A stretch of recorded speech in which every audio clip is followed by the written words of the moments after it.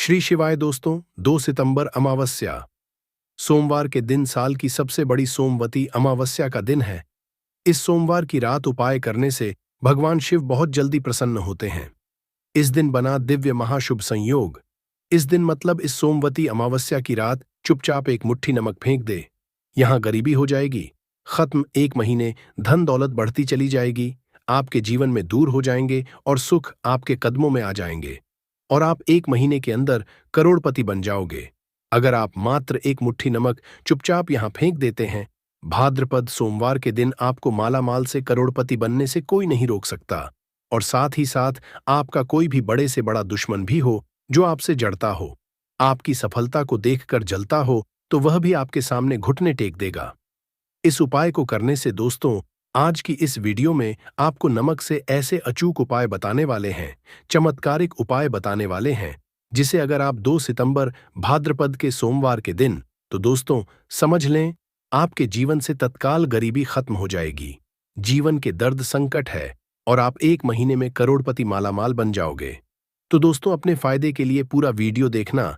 ये वीडियो आपको जरूर ही मालामाल बना देगी। आपके और आपके परिवार के भलाई के हेतु इस वीडियो को आप पूरा देखना। और दोस्तों वीडियो को शुरू करें। सबसे पहले तो आपसे रिक्वेस्ट करते हैं कि माता रानी वीडियो को लाइक कर देना। सबसे पहले और सच्चे दिल से कमेंट्स बॉक्स में जय मां दुर्गा जरूर लिख देना, जिससे माता कृपा आपके और आपके परिवार के ऊपर सदैव बनी रहे। और दोस्तों ज्यादा से ज्यादा वीडियो को शेयर जरूर करना, जिससे और लोग भी इस वीडियो को पूरा देखेंगे और उपाय को बारीकी से समझेंगे। तो यकीन मानिए आपके घर में माता दुर्गा दौड़ी चली आ जाएगी। आपके घर में माता दुर्गा का स्थायी रूप से वास जाएगा। 13 दिशाओं धन की प्राप्ति होगी। तो नमक से जुड़े उपाय ध्यान से सुनना। जिस तरह बताए उसी तरह आपको करने हैं जी दोस्तों। जैसा कि आप जानते हो, हिंदू धर्म में मकर क्रांति का दिन बेहद ही खास समझा गया है। इस दिन स्नान, दान, पूजा पाठ व तर्पण आदि करना लाभकारी समझा गया है। आपको बता दें कि ये वाली सोमवार के भी उपायों को आप करोगे या दोस्तों, दरअसल इस समय में पड़ने वाली सोमवार पुष्य योग तिथि 3 साल में एक बार आती है। मान्यता है कि इस दिन जो मानव श्राद्ध कर्म करता है, अपने पूर्वजों की आत्मा की तरक्की के लिए, शांति के लिए जो भी उपाय है, उस मानव को संकट मुक्ति मिल जाती है। जीवन के जो भी दुख दर्द संकट है खत्म हो जाते हैं। घर परिवार में खुशहाली आती है दोस्तों। इस दिन मतलब भाद्रपद दुर्गा व्रत के दिन आपको सुबह जल्दी उठकर स्नान करना है। इस दिन पवित्र या सरोवर में स्नान करना बहुत अधिक महत्व होता है। अगर आप पवित्र नदी या सरोवर में स्नान न कर सकें, तो घर पर ही नहाने वाले पानी में गंगा जल की कुछ डालकर स्नान करें और मन ही मन नमो कार्य करने चाहिए। तर्पण करें, दान करें। इन पावन दिन के विधि विधान पूजा अर्चना करनी चाहिए। आरती करें, सुबह शाम घी का दीपक जलाएं और भगवान शिव शंकर और मां पार्वती की भी विधि विधान से पूजा करें। आप सुबह से शाम तक भगवान शिव के मंत्रों का जाप करना है। ज्यादा से ज्यादा हो सके वासुदेवा मंत्र का जाप करना है, भगवान विष्णु जी के मंत्र का। ओम नमः शिवाय, भगवान शिव के मंत्रों का जाप करें। जितना हो सके आपको लाभ मिलेगा। और दोस्तों अब बात करें आपको नमक से जुड़े कौन कौन से उपाय करने हैं, जिससे कि आपको तमाम तरह के दर्द संकटों से छुटकारा मिल सके और तत्काल गरीबी खत्म हो जाए और आप 1 महीने में करोड़पति बन जाएंगे, माला माल हो। तो चलिए शुरू करते हैं। नमक से जुड़े कौन कौन से उपाय है जो कि आपको सोमवार के दिन जरूर करने चाहिए। नमक का इस्तेमाल हम खाने पीने की चीजों में करते हैं। जरा सा नमक में कम ज्यादा हो जाए तो खाने का टेस्ट बिगड़ जाता है। कहने का है कि नमक का हमारे खानपान में बहुत महत्व होता है। क्या आप जानते हैं कि साधारण सा दिखने वाला यह नमक हेल्थ के साथ साथ आपकी किस्मत के लिए भी काफी फायदेमंद होता है। नमक को एवं वास्तुशास्त्र में भी विशेष उपाय में लिया जाता है। खान पान का स्वाद बढ़ाने के साथ साथ खुद को बुरी से बचाने के लिए भी इसका उपाय किया जाता है। हम तंत्र में नमक को चंद्र और शुक्र का प्रतिनिधि समझा जाता है। नमक से जुड़े ऐसे वास्तु उपाय किए जाते हैं जिन्हें करते ही आपकी सारी समस्याएं खत्म हो जाती हैं और आपके जीवन में खुशियां ही खुशियां हैं। जी हां दोस्तों, आज के इस वीडियो में आपको नमक के कुछ ऐसे उपाय और टोटकों के बारे में बताने जा रहे हैं जो आपकी सभी समस्याओं का समाधान कर सकती हैं। जी हां दोस्तों, नमक का इस्तेमाल कई तंत्र और मंत्र टोने टोटके में भी किया जाता है। तंत्र शास्त्र में कहा गया है कि नमक नकारात्मक ऊर्जा को नष्ट कर सकारात्मक ऊर्जा को अपनी ओर आकर्षित करता है। कुछ लोग तो के लिए भी नमक का बहुत उपयोग करते हैं। सबसे पहले तो आपको बता दें कि नमक का होता है आयोडाइन, काला नमक डली या साबुत नमक और सेंधा नमक। तंत्र मंत्र में घर की परेशानियों से छुटकारा पाने के लिए काला नमक या नमक का यूज किया जाता है। ऐसा कहा है कि नमक को कभी भी किसी मानव को अपने सीधे हाथ से नहीं देना चाहिए। कहते हैं कि सीधे हाथ से नमक देने से इंसान से आपकी हो सकती। तंत्र शास्त्र के अनुसार अगर नमक को सही तंत्र मंत्र के साथ उपाय किया जाए तो आपको रातों रात अमीर भी बना सकता है। आप धन से भी बन सकते हैं दोस्तों। पोछा लगाते समय मिलाए नमक दूर होगी धन की कमी। दोस्तों, आप जब भी अपने घर पोछा लगाए तो उसमें कुछ नमक जरूर मिला दें। ऐसा करने से आपके जीवन की जो भी परेशानियां हैं खत्म हो जाएंगी। कम से कम आप हफ्ते में 2 बार तो ऐसा जरूर करें। कहते हैं घर में नमक वाला पोछा लगाने से शीघ्र ही धन की प्राप्ति होती है। ये पूरे घर को पॉजिटिव ऊर्जा से होता है और घर में जो भी नेगेटिव ऊर्जा है वह बाहर निकल जाती है। इसलिए आप घर की तरक्की के लिए नमक के पोछे को जरूर लगाएं और साथ ही नमक को कांच की प्याली में भरकर शौचालय या फिर स्नान घर में जरूर रखें। या दोस्तों, नमक और कांच दोनों को ही राहु का कारक समझा जाता है। इसीलिए अगर आप नमक को कांच की प्याली में शौचालय या फिर स्नान घर में रखेंगे तो वहां से नेगेटिव एनर्जी का नाश होता है। इसके अलावा इस उपाय से वहां मौजूद सूक्ष्म भी नष्ट होते हैं। इसलिए आप अपने घर के शौचालय या फिर स्नान घर में एक कांच की कटोरी में नमक जरूर रखें। तंत्र शास्त्र एक और उपाय बताया गया है कि नमक को कांच की प्याली में भरकर उसके अंदर 13-5 अगर आप लौंग डाल दें। ऐसा करने से घर में धन की बरकत होती है और दुर्गा आगमन होता है। घर में सदैव सकारात्मक ऊर्जा का रहता है। साथ ही साथ नमक वाले पानी से बच्चे को नहलाएं। या दोस्तों, अगर हफ्ते में आप एक बार बच्चों को चुटकी भर नमक डालकर पानी से स्नान कराएं तो बच्चों को बुरी नजर नहीं लगेगी। साइंटिफिक रीजन भी है कि ऐसा करने से उन्हें एनर्जी से भी संबंधित कोई बीमारी नहीं होगी। साथ ही अगर आपके घर में हमेशा क्लेश रहता है तो नमक का ये उपाय जरूर करें। या दोस्तों, पति पत्नी में झगड़ा होता हो या फिर घर में तनाव के हालात रहते, घर में हमेशा वाद विवाद रहता हो, तो इसे दूर करने के लिए आप कांच की कटोरी या फिर कांच के गिलास में सेंधा नमक डालकर बेडरूम, ड्राइंग रूम या फिर आप घर के किसी भी कोने में रख सकते हैं। नमक नकारात्मक ऊर्जा को सुख लेगा।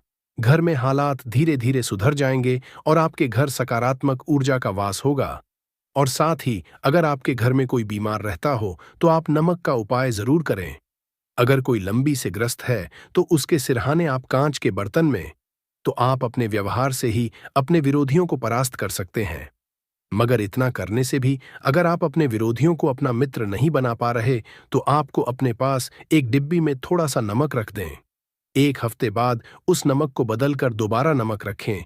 धीरे धीरे में होने लगेगा। साथ ही साथ नमक का ये महत्वपूर्ण उपाय हम आपको बता देते हैं। जिन लोगों को नौकरी नहीं मिल रही या फिर बिजनेस में घाटा हो रहा है तो उनके लिए शास्त्र में ये उपाय बताया गया है। इसके लिए आपको अपने हाथ में पिसा हुआ नमक लेकर उसे सिर पर से बाहर घुमा लेना है। फिर आप इस नमक को दरवाजे के बाहर फेंक दें। ऐसा लगातार 3 दिन करें। अगर इससे भी आपको लाभ ना मिले तो नमक को सिर पे से 3 बार उतार कर शौचालय में डालकर आपको फ्लैश कर दें। इससे आपको जल्द फायदा कम मिलेगा। साथ ही ज्योतिष शास्त्र के अनुसार साबुत नमक या डली वाला नमक को लाल कपड़े में बांधकर अपने घर के मुख्य द्वार पर बांध दें। इसे आप अपने कार्यक्षेत्र में भी द्वार पर भी टांग सकते का संतेरह होता है।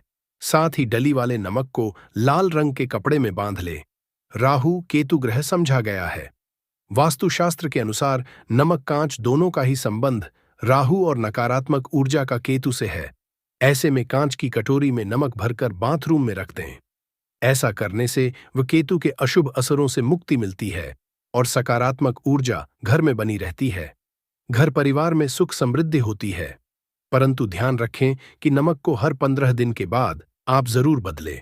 और साथ ही साथ भोजन करते समय आपको दाल या सब्जी में अगर नमक या मिर्च कम लगे तो ऊपर से आप उसमें नमक और मिर्च न डालें। ऐसे में आप काला नमक या काली मिर्च का ही उपाय करें। ऐसा करने से शनि मंगल का दुष्असर भी नहीं होगा। साथ ही अगर आप पैसों की किल्लत से जूझ रहे हैं, पैसों की किल्लत आपको परेशान कर रही है, तो आप क्या करें?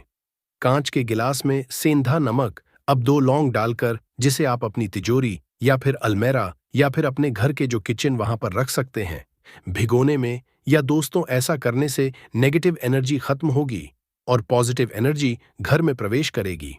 और आपको ऐसा करने से आपके घर में कभी भी अन्न धन की कमी नहीं रहेगी और मां सदैव आपके पर आशीर्वाद बना रहेगा। और साथ ही साथ अगर आपको विरोधियों से बचना है तो नमक का यह उपाय करें। या दोस्तों, कार्यस्थल पर कई बार कुछ सहकर भी हमारे विरोधी हो जाते हैं। ऐसे में ना चाहते हुए भी कार्यस्थल में हमारे काम में बाधाएं आती और जो काम अच्छे से संपन्न करना चाहते हैं वह नहीं कर पाते। जाहिर है, अगर आपके मन में ईर्ष्या और द्वेष की भावना नहीं है, नमक डालकर जरूर चाहिए। ऐसा करने विरोधी द्वारा लिए फैलाई जा रही नकारात्मकता नष्ट हो जाती है। और साथ ही साथ अगर आर्थिक स्थिति को मजबूत बनाना है तो नमक का ये उपाय जरूर करें। या दोस्तों, अगर आप बहुत समय से आर्थिक परेशानियों का सामना कर रहे हैं, आपको ये पानी बदलना है। ध्यान रखिए, जो भी आप में नमक घोल कर रखें वह कांच की शीशी होनी चाहिए। ऐसा करने से अपनी आर्थिक स्थिति में सुधार महसूस होने लगेगा। आपको धन के बनने लगेंगे दोस्तों। साथ ही साथ धन की देवी मां दुर्गा को प्रसन्न करने के लिए नमक का यह उपाय आप जरूर करें। ये दोस्तों, देवी धन की देवी मां दुर्गा को प्रसन्न करने के लिए आप एक लाल कपड़े में सफेद नमक के कुछ टुकड़े रखकर उसी के अंदर रखें। नमक केवल पानी में ही नहीं बल्कि हल्की हवा में भी घुल जाता है।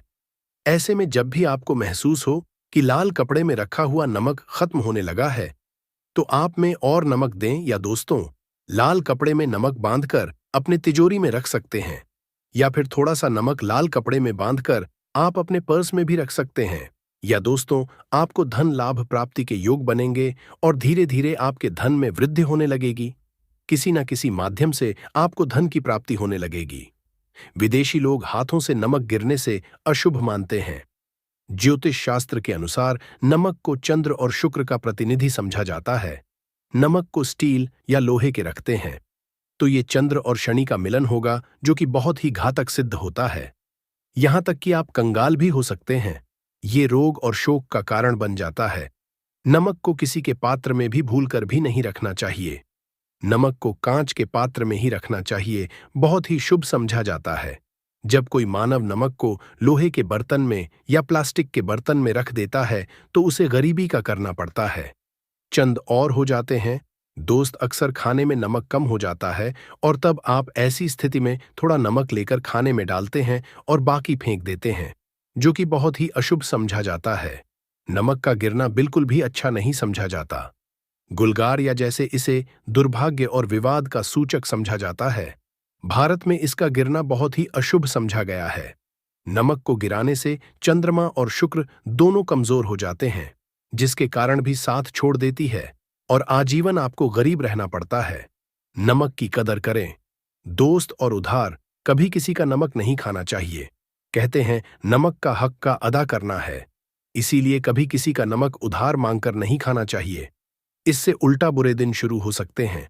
नमक हमेशा धन खरीदना चाहिए, इससे आपका छंद और शनि मजबूत होगा।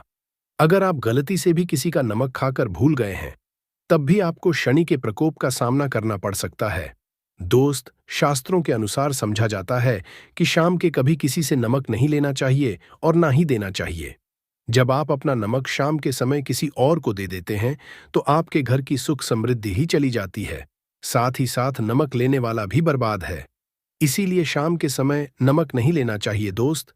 और नमक मिले पानी से पोछा लगाने से घर में जितनी भी नकारात्मक ऊर्जा होती है वो नष्ट हो जाती है। 2 बार नमक मिले पानी से पोछा अवश्य लगाएं, परंतु याद रहे, नमक मिले पानी से दोपहर के समय पोछा नहीं लगाना चाहिए। दोपहर में जब कोई मानव घर की साफ सफाई करता है तब इससे घर में दुर्गा नहीं, मां दुर्गा वास हो जाता है। माता दुर्गा का वास उसी घर में होता है जिस घर की सफाई सुबह के समय होती हो। शास्त्रों के अनुसार समझा जाता है कि सूर्योदय होने से पहले घर का दरवाजा खोल लेना चाहिए, नहीं तो माता दुर्गा आपके घर में प्रवेश नहीं कर पाएगी। और वो घर में दरवाजा उदय से पहले खुलता हो, क्योंकि सूर्योदय से पहले जब किसी का दरवाजा बंद होता है तब भला माता दुर्गा आपके घर में प्रवेश क्यों करेगी? आपने तो आने का मार्ग ही बंद कर दिया है। इसीलिए सवेरे सवेरे दरवाजा अवश्य खोल और साफ सफाई कर ले। दोस्त, जादू, टोना, तंत्र, मंत्र, बुरी शक्ति, बुरी हवा, नजर दोष मात्र, इस उपाय को करने से 2 मिनट में सब ठीक हो जाएगा। करें नमक का ये उपाय। थोड़ा सा वाला नमक और थोड़ा सा 7 की संख्या में साबुत लाल मिर्ची लें। उसमें डंठल होना चाहिए। एक टुकड़ा कोयला लें और थोड़ी सी हल्दी। अब इन सभी को कागज में लपेटकर उसकी नजर उतारें। जिसे नजर लग गई हो, सर के ऊपर से 7 बार घुमाएं और इसे अग्नि में जला दें। अग्नि आप किसी पात्र में घर में ही जलाएं। दोस्तों, आप यकीन नहीं करेंगे, 1 मिनट में सारी नजर उतर जाएगी। ये उपाय खुद हमारी माताजी हमारे ऊपर बरसों करती चली आ रही है। ये कारगर होता है। इससे आपकी सभी मनोकामना पूर्ण हो जाएगी, क्योंकि नजर से पत्थर भी टूट जाता है। आप तो है, ये उपाय बुरी नजर को कोसों दूर रखता है। लाजमी है कि जब आपके ऊपर नजर ही नहीं होगी, तब आप कामयाबी की। और क्योंकि नजर लगने से हम कुछ नहीं कर पाते, इसीलिए इसका उतरना भी है जरूरी। दोस्तों, सोते समय तकिए के नीचे नमक रखकर सोने से जितनी भी आपके अंदर ऊर्जा होगी, ये उसको अपने सुख लेता है और आप सुबह के एक आनंददायक जीवन को महसूस करते हैं। जब आप सोते समय तकिए के नीचे नमक रखें तो काले कपड़े में बांधकर ही रखें, फिर इसे कर दें। दोस्तों, चाय में नमक नहीं डालना चाहिए, बहुत ही अशुभ समझा जाता है। चाय में नमक डालकर पीने आपके शरीर में कई घातक बीमारी पनपती है। इससे आपका खून धीरे धीरे जलने लगता है, कम लगता है, आपकी हड्डियां कमजोर होने लगती हैं। चाय में कर भी नमक कभी न डालें, इससे आपकी मृत्यु भी हो सकती है। दोस्तों के दिन नमक का दान करना बहुत ही शुभ और मंगलकारी समझा जाता है। इससे मानव सभी नवग्रह शांत हो जाते हैं। शनिदेव की असीम कृपा इनके ऊपर बरसती है। शनिवार के दिन नमक दान करना आपके लिए खजाने का मार्ग, आप कभी भी धनी हो सकते हैं। शनिवार को नमक अवश्य दान करें। भूलकर भी ज्यादा मात्रा में नमक नहीं खाना चाहिए। इससे आपका नमक के साथ घुल सकता है, आपका खून सूख सकता है, आपको हृदय हो सकती है, शुगर की बीमारी हो सकती है, आपके पेट में पथरी हो सकती है, आप अपनी की रोशनी खो सकते हैं। ज्यादा नमक खाने से आपकी हड्डियों का सुरमा बन सकता है। नमक न कम न ज्यादा, इसे सीमित मात्रा में ही खाना चाहिए, अच्छा समझा जाता है। शरीर के दोस्त, जो मानव नमक की कद्र करता है, उसके ऊपर हमेशा माता दुर्गा का आशीर्वाद बना रहता है। जी हाँ दोस्तों, आज की इसमें आपको नमक से जुड़े कुछ महत्वपूर्ण उपाय बताए हैं। ध्यान से समझिए, उसके बाद ही आप लोग जो है इस उपाय को जरूर कीजिए। सबसे पहली चीज, हम लोग ये समझते हैं कि इस एक लाल फूल और एक सफेद फूल वाले उपाय को इस आने वाली सोमवार अमावस्या के दिन किसको करना है। तो देखिए, इस उपाय को घर के सभी सदस्यों को करने की बिल्कुल भी जरूरत नहीं है। घर में से कोई एक मुख्य बड़ा सदस्य ही इस उपाय को करेगा, तो उस घर परिवार के सभी सदस्यों को इस उपाय को करने का फल मिल जाएगा। पर वो बड़ा सदस्य कौन होगा, कौन व्यक्ति इस उपाय को करेगा? यहाँ पर देखिए, हम आपको बता दें, घर की जो बड़ी माताएं बहनें होंगी, घर की बड़ी माताओं बहनों में से कोई भी एक माता बहन इस वाले उपाय को कर सकती है। अपने पूरे घर परिवार के लिए घर में सभी सदस्यों को इस उपाय को करने की जरूरत नहीं है। मात्र घर की जो बड़ी माताएं बहनें हैं, उनमें से कोई भी एक माता बहन इस वाले उपाय को करेगी तो उसके घर परिवार के पूरे सदस्यों को इस उपाय का फल मिलेगा। अगर किसी कारणवश माताएं बहनें घर में उपस्थित ना हो, वो इस उपाय को न कर रही हो, कुछ दिक्कत हो, तो दोस्तों उस जगह पर फिर घर का कोई बड़ा व्यक्ति भी इस उपाय को कर सकता है। माताओं बहनों के कहने का मतलब ये था कि माताएं बहनें घर की लक्ष्मी होती है। जब घर की लक्ष्मी कोई उपाय करती है तो निश्चित ही भगवान शिवाजी बहुत जल्दी प्रसन्न होते हैं और उपाय का फल में बहुत जल्दी और बहुत बड़ा करके भी यहां पर देते हैं। तो आप लोग ये बात समझ गए होंगे। अब हम ये बात समझते हैं, इस वाले उपाय को करना किस समय है। एक लाल फूल और एक सफेद फूल वाले उपाय को हमें सोमवार के दिन करना किस समय है। तो देखिए, इस उपाय को करने का जो समय है, सुबह का समय भी है और शाम का समय भी है।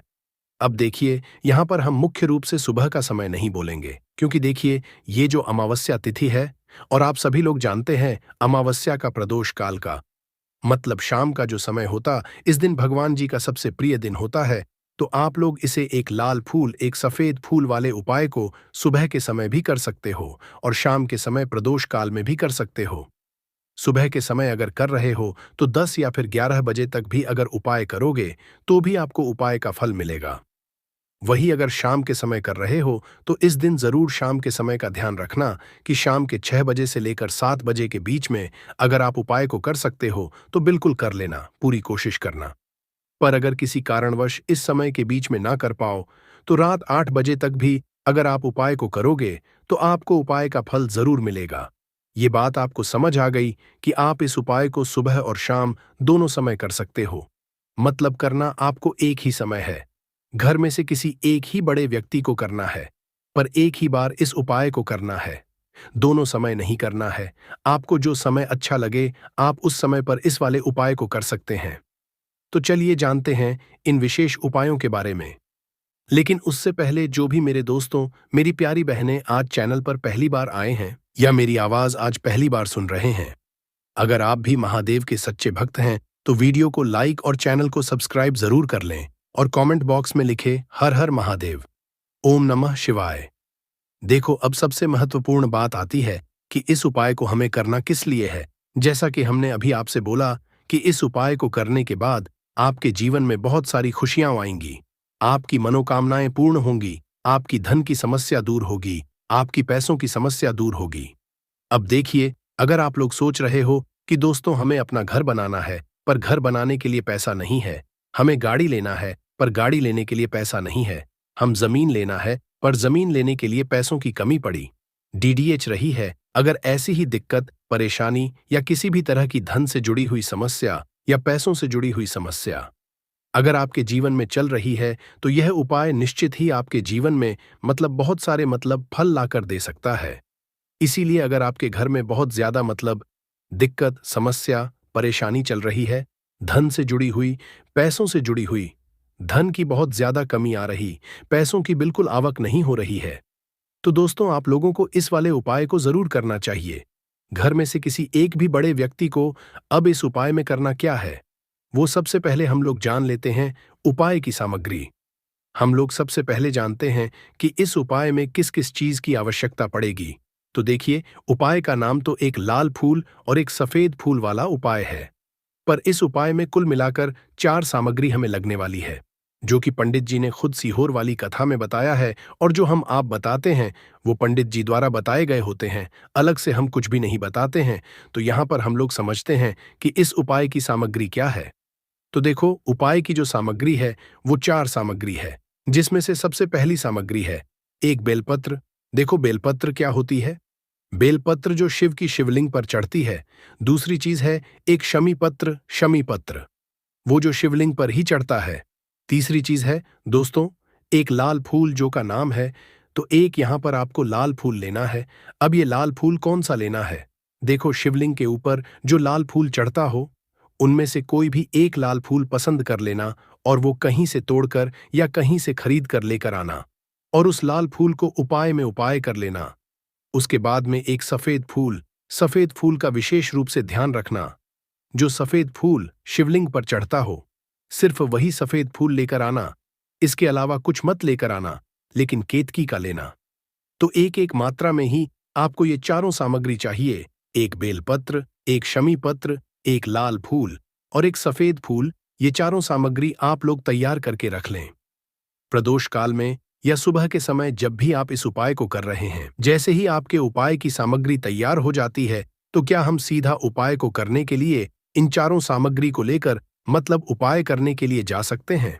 नहीं, तो यहां पर को इस बात का ध्यान रखना है कि हम भगवान शिवाजी को प्रसन्न करने के लिए तो जा रहे हैं, हम अपनी मनोकामना को पूर्ण करवाने के लिए तो जा रहे हैं, पर हमें ये दर्शाना बिल्कुल भी नहीं है कि हम सिर्फ अपने फायदे के लिए भगवान शिव जी के मंदिर में आए हैं। इसलिए हम इस उपाय को करने के साथ साथ में भगवान शिव जी की पूजन अर्चना के लिए कुछ सामग्री भी जरूर लेकर जाएंगे। जैसे कि सुबह के समय अगर आप उपाय को कर रहे इस एक लाल फूल और एक सफेद फूल वाले उपाय को, तो दोस्तों सुबह के समय आपको एक लोटा जल लेकर जाना है। जो लोग प्रतिदिन शिव जी के मंदिर जाते हैं, पूजन अर्चना करते हैं, जल चढ़ाते हैं, फूल बेल पत्र सब कुछ चढ़ाते हैं, दोस्तों वो अपनी पूजन अर्चना वैसी की वैसी ही करना। बाकी जो सिर्फ उपाय को करने के लिए जा रहा है, जो कुछ भी लेकर नहीं जा रहा है, उसे कम से कम एक लोटा जल अपने घर से जरूर भर कर लेकर अगर आप उपाय को कर रहे हो, क्योंकि इस वाले उपाय को आप भगवान शिव जी की पूजन अर्चना करने के बाद ही करना। वही अगर बात करें शाम के समय की, अगर कोई व्यक्ति शाम के समय प्रदोष काल में इस वाले उपाय को कर रहा है, तो दोस्तों आपको मात्र एक घी का दीपक तैयार करना है। ये बात हम हमेशा बोलते हैं, शाम के समय प्रदोष काल में कोई कर रहे हो, न तो दीपक का विशेष महत्व होता है अमावस्या के दिन का प्रदोष काल में व्यक्ति दीपक जलाता भगवान शिवाजी के मंदिर में, दोस्तों उसके जीवन से सारी दुख और परेशानियां भी दूर होती हैं। तो दोस्तों इस दिन दीपक का विशेष रूप से ध्यान रखना। आप लोग अगर आप इस उपाय को शाम के समय प्रदोष काल में कर रहे हो, ये जो दीपक आप लोगे, ये आटे का लोगे। जो आटा आप घून दोगे उसके अंदर कुछ भी मत डालना, मात्र सादा आटा लगाकर उसे तैयार कर लेना और एक मीडियम साइज का दीपक तैयार कर लेना। वो दीपक ना ज्यादा छोटा हो ना ज्यादा बड़ा हो। उसके बाद में दीपक आपका तैयार हो जाए तो इसके अंदर जो बत्ती रखोगे वो गोल बत्ती रखोगे। देखो गोल बत्ती भी दो तरह की होगी, एक बाजार की और एक घर वाली। तो कोशिश करना अपने घर में जो रुई रखी हुई है उस रुई से आप लोग एक गोल बत्ती अपने ही हाथों से बनाओ। उपाय का फल अच्छा मिलता है, भगवान शिव जी जल्दी प्रसन्न होते हैं। जब हम किसी भी उपाय अपने हाथों से परिश्रम करके तैयार करते हैं तो आपको उस दीपक के अंदर एक गोल बत्ती रख देनी है। इसके अंदर जो चीज आप लोग डालोगे वो डालोगे, लोगे वो डालोगे। शुद्ध देसी गाय का घी, इस बात का विशेष रूप से ध्यान रखना, शुद्ध देसी गाय का घी ही डालना है, तेल वगैरह नहीं। आज के दिन तो मत डालना, अमावस्या के दिन, क्योंकि भगवान शिव जी का सबसे प्रिय दिन और प्रिय समय पर हम लोग इस वाले उपाय को कर रहे हैं। तो इतना सा शुद्ध देशी गाय का घी इतना डालना कि वो दीपक कुछ समय तक चल सके। ना बाजार वाला मिलावटी घी डालना, ना भैंस का घी डालना। शुद्ध देसी गाय का घी आपको ढूंढने में मतलब मेहनत लगेगी और महंगा भी मिलेगा, पर गाय के घी से भगवान शिव जी प्रसन्न होते हैं और उसी शुद्ध देसी गाय के घी से घर में बरकत भी बनी रहती है और हमारे घर में सुख शांति भी बनी रहती है। इसलिए इस शुद्ध देशी घी को अपने घर में हमेशा रखा करो। वो भगवान शिव जी के कार्यों में भी उपयोग में आता है और उपायों में भी हम लोग उपाय कर सकते हैं। तो यहाँ पर आपकी सारी तैयारियां हो चुकी है। उपाय को करते समय शुद्धता का विशेष रूप से ध्यान रखिएगा। सुबह कर रहे हो तो दोस्तों सुबह तो आपको स्नान करना ही करना है, बाकी शाम को कर रहे हो तो शाम को मात्र हाथ मुंह धोकर भी आप लोग इस वाले उपाय को कर सकते हो, कोई दिक्कत वाली बात नहीं है दोस्तों। उपाय की पूरी तैयार करके और पूजन सामग्री लेकर आपको भगवान शिव जी के मंदिर पहुंचना है, जो आपके घर के पास में हो, जहां पर शिवलिंग विराजित हो, शिवालय हो, वहां पर आप लोगों को पहुंचना है। और जैसे ही आप भगवान शिव जी के मंदिर में पहुंचते हो, वहां जाकर ही उपाय शुरू नहीं करना है। पहले आपको भगवान शिव जी की पूजन अर्चना करना है। पूजन अर्चना कैसे करोगे? सुबह के समय गए हो तो एक लोटा जल वगैरह जो भी पूजन सामग्री लेकर गए हो, उससे पहले पूजन सामग्री आप मतलब पूजन भगवान शिव जी की कर लो। जो व्यक्ति सिर्फ एक लोटा जल लेकर गए हैं वो शिव जी की शिवलिंग पर मात्र एक लोटा जल एक धारा से धीरे धीरे करके चढ़ा लो। अपनी पूजन अर्चना आप लोग जो हैं पूरी कर लो। पहले उसी के बाद अगर आप शाम के समय कर रहे हो तो पहले जाकर बैठना है। भगवान शिव जी के शिवलिंग के पास में आप जो दीपक तैयार करके लेकर आए हो उस दीपक को पहले जलाना है। ये जो दीपक आप लोग जलाओगे ना, ये किसी और की जिससे मत जलाना, अपनी ही माचिस अपने ही घर से लेकर आना और इस दीपक को अपने ही माचिस से जलाना। अगर आपने मंदिर की माचिस या किसी और की माचिस ले ली, इस उपाय को करने में इस उपाय का फल उस व्यक्ति को भी बहुत मिल जाएगा। इस बात का ध्यान रखना, अपने घर से अपनी ही माचिस लेकर जाना और इस दीपक को जलाना। दीपक को जलाने के बाद भगवान शिव जी की शिवलिंग के पास में रख देना। शिवालिंग के इतना पास में मत, भगवान शिव जी को आंच लगे थोड़ी सी दूरी बनाकर ही जो है इस दीपक को शिवलिंग के पास में आप लोग रख दीजिएगा। अब जैसे ही आपकी पूजन अर्चना हो जाती है, भगवान शिव जी के शिवलिंग के सामने या आसपास कहीं पर भी बैठ जाइए उपाय को करने के लिए। और उपाय को करने से पहले आप लोग अपनी वो चारों पूजन सामग्री निकाल लीजिए। उपाय की जो सामग्री है वो निकाल लीजिए और भगवान शिव जी के शिवलिंग के ऊपर एक माता अशोक सुंदरी जी का स्थान देख लीजिए। माता अशोक सुंदर जी का जो स्थान होता है वो जलाधारी के ऊपर होता है, जलाधारी के बिल्कुल बीचों बीच में होता है। आप लोगों ने देखा भी होगा शिवलिंग की जलाधारी होती है। जलाधारी के बिल्कुल बीचों बीच का जो स्थान होगा वो माता अशोक सुंदर जी का स्थान होगा, क्योंकि यहीं पर हमें ये जो है उपाय को करना है। सबसे पहली चीज, अब हम उपाय को करना शुरू करते हैं। आप सबसे पहले अपनी एक बेलपत्र उठा लो एक बेलपत्र को आपको माता अशोक सुंदरी जी स्थान पर सबसे पहले समर्पित करना है। बेलपत्र की डंडी का मुख होगा जलाधारी की तरफ जहां से जल बहता है और नीचे गिरता है, और बीच वाली बड्डी पत्ती का मुख मतलब शिवलिंग की तरफ होगा। इस तरीके से आपको इस बेलपत्र को माता अशोक सुंदरी जी वाले स्थान पर समर्पित कर देना है। उसके बाद में अपनी एक शमी पत्र उठा लो जो आप उपाय के लिए लेकर आए हुए हो। शमी पत्र को उठाकर शमी पत्र की भी जो डंडी का भाग वो जलाधारी की तरफ करके जहां से जल बहता है नीचे गिरता है उस तरफ करके, और पत्ती वाला भाग शिवलिंग की तरफ करके इस शमी पत्र को भी उस बेल पत्र के ऊपर आपको समर्पित कर देना है। समर्पित करने के बाद अब आप ले लो अपना एक लाल फूल जो आप उपाय को करने के लिए लेकर आए हुए हो। इस लाल फूल का जो खिला हुआ भाग होगा, चाहे वो गुलाब का फूल हो चाहे कोई सा फूल जो शिवलिंग पर चढ़ता हो, दोस्तों उस फूल का जो खिला हुआ भाग वो शिवलिंग की तरफ होगा। बाकी जो पीछे का भाग होगा फूल का वो जलाधारी की तरफ जहां से जल बहता है नीचे गिरता है उस तरफ होगा। और आखिरी में आपका जो एक सफेद फूल बचा हुआ है, इस सफेद फूल को भी आपको लेना है, और सफेद फूल का जो खिला हुआ भाग होगा वो शिवलिंग की तरफ होगा, जहां पर शिवलिंग रखा हुआ है उस तरफ होगा, और डंडी का भाग जलाधारी के पीछे की तरफ हो जाएगा। मतलब जो जहां से जल बहता है और नीचे गिरता है, जब आप लोग एक बेलपत्र, एक शमी पत्र और एक लाल फूल, एक सफेद फूल चढ़ा रहे हो, तो उस समय आप लोगों को कंटा भगवान या कंटा चक्र का नाम लेते हुए ही जो है इस उपाय को करना है, और भगवान शिवाजी और नारायण जी का स्मरण करते हुए ही इस उपाय को आपको करना है। तो जब भी आप एक बेलपत्र, एक शमीप्र, एक लाल फूल और एक कमी हो रही है, जो भी दुख और समस्या परेशानी चल रही हो, आपको अपनी है दुख और परेशानी जो है भगवान शिव जी से उपाय को पूरा कर